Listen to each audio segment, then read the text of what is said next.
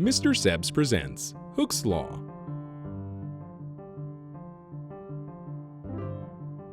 Hooke's Law is a law of physics which states that the relationship between the force needed to extend or compress a spring by some distance is represented by the equation F equals kx, where F is the force applied to the spring, x is the distance that the spring is stretched or compressed, and k is the stiffness of the spring, a property that is inherent to the spring and is based on its chemical properties. The law is named after 17th century British physicist Robert Hooke. First stated in 1676, legend has it that Hooke published the law as an anagram in Latin.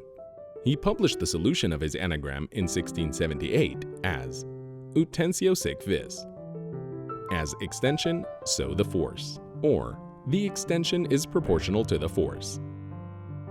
Hooke's equation holds to some extent in many other situations where an elastic body is deformed, such as wind blowing on a tall building, or a musician plucking a string of a guitar.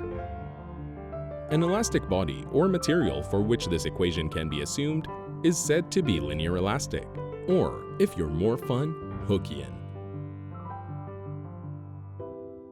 It is important to remember that Hooke's law is only an approximation of the real response of springs and other elastic bodies to applied forces. It must eventually fail once the forces exceed some limit. Take a rubber band.